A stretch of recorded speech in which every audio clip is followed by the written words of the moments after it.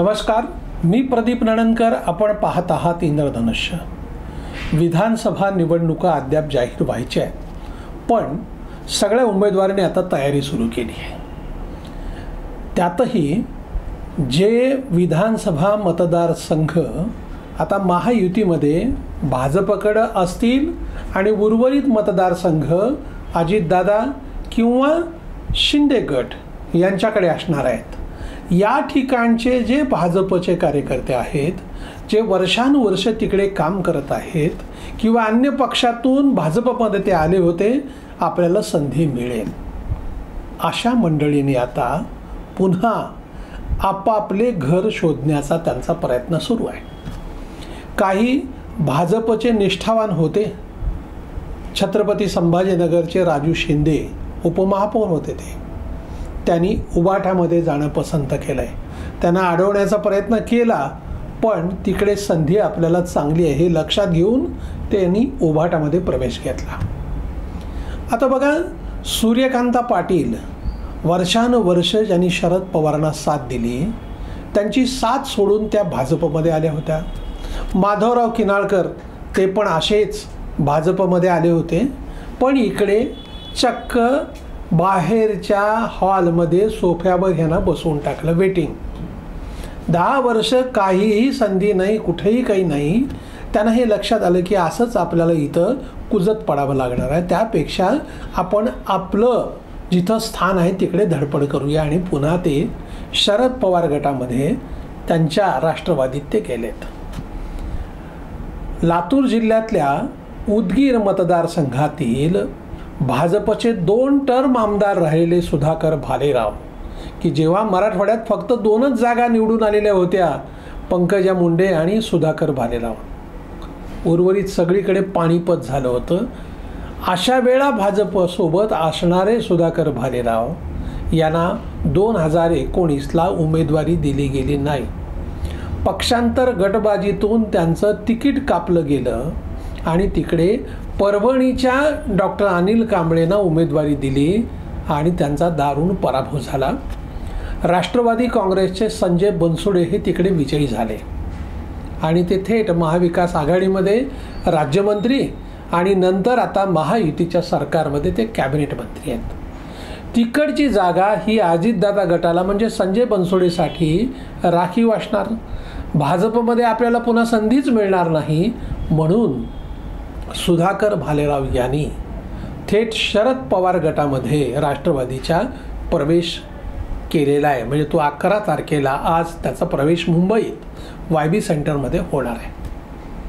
आता ही जी नावं आहेत ना, असं ठिकठिकाणी महाराष्ट्रामध्ये ज्या ज्या ठिकाणी अशी संधी आपली जाणार आहे असं वाटतंय, तिकडचे लोक जे 10, 20, 25 वर्ष काम करत आहेत, अशी मंडळी आता पक्ष सोडत आहेत. मग ही भाजपची गळती म्हणायची की भाजपची आलेली सूज कमी झाली म्हणायची, जे ते मंडळी त्याचे अर्थ काढतील. पण हे नक्की आहे, भाजपमध्ये भरती जी होती ना, ती भरती आता कमी झाली आहे. लोकसभा निवडणुकीमध्ये भाजपला जो फटका सहन करावा लागला, आता नव्याने भाजपमध्ये भरती कमी झाली आहे, आता गळती सुरू झाली आहे. काय झालं होतं की ह्या सगळ्या निवडणुकीमध्ये आपल्याला आता काहीच नाही आहे, आसमान 2 बोटच शिल्लक आहे, अशा धुंदीत भाजपची मंडळी वावरत होती. आणि त्यातूनच मग शिवसेनेतली फूट असेल, राष्ट्रवादीतली फूट असेल आणि पुन्हा काही करून आपल्याला सत्ता मिळवायची आहे, ही जी फूट पाडली गेली ना, ते लोकांना पटलेलं नाही. आणि त्यात आता मराठा आंदोलन, OBCचं आंदोलन, या दोघांचाही फटका हा भाजपला बसतो आहे. आणि त्यामुळेच भाजपतली मंडळी ज्यांना आता इकडे संधी नाही, अशी मंडळी अन्य पक्षामध्ये प्रवेश करून तिकडे रुमाल टाकून जागा आरक्षित करतायत. तिकीट मिळेल तेव्हा मिळेल, काही ठिकाणी कमिटमेंट घेतली जाते की मला तिकीट तुम्ही द्या, मी तुमच्या पक्षात येतो, अशा सगळ्या गोष्टी सुरू झाल्या आहेत. पण दिसतंय असं की ज्या भाजपने स्वबळावर निवडणूक लढवली होती एकेकाळी, तेव्हा भाजपला चांगल्या जागा मिळालेल्या होत्या, पण वर्षानुवर्ष शिवसेनेकडच्या ज्या जागा आहेत त्या ठिकाणी भाजपच्या कार्यकर्त्याला संधीच नव्हती. भाजपचे कार्यकर्ते तिकडे कुजत होते. जेव्हा संधी दिली गेली तेव्हा चांगल्या संख्येने भाजपचे उमेदवार तिकडे विजयी झाले. आता पुन्हा नव्याने शिवसेना शिंदे गट, अजितदादा गट, त्यामुळे भाजपच्या मागे ज्या लढवलेल्या जागा आहेत त्यापेक्षा देखील जागा कमी होण्याची शक्यता आहे. मुळातच जागा कमी होणार आहेत. त्यामुळं ही जी 121, 105 अशी संख्या आहे, आता कदाचित 100च्या आत भाजपची मंडळी निवडून येण्याची शक्यता आहे. आता पुढे विधानसभेला काय होईल त्यातल्या खेळी सगळ्या चालू आहेत. पण भाजपची संख्या वाढण्याचा जो अंदाज आहे तो अंदाज मात्र बांधणं अवघड आहे. कारण जर जागाच कमी लढवल्या, स्ट्राईक रेट कमी झालेला आहे, लोकसभा निवडणुकीमध्ये जसा फटका बसला तसाच फटका विधानसभा निवडणुकीमध्ये बसण्याची शक्यता अधिक आहे.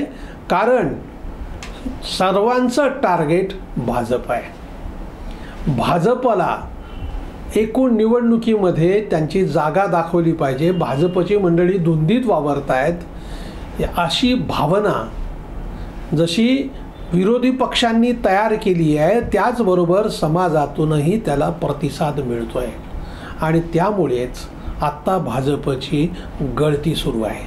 आता यावरती काय तोडगा भाजपची मंडळी काढतील हे आगामी काळामध्ये कळणार आहे. नाहीतर घोडा मैदान जवळच आहे, त्याला ते कसे सामोरे जाणार हे बघणं देखील औत्सुक्याचं ठरणार आहे. धन्यवाद. आपल्याला हा जर व्हिडिओ आवडला असेल तर तो लाईक करा, फॉरवर्ड करा व सबस्क्राईब करा.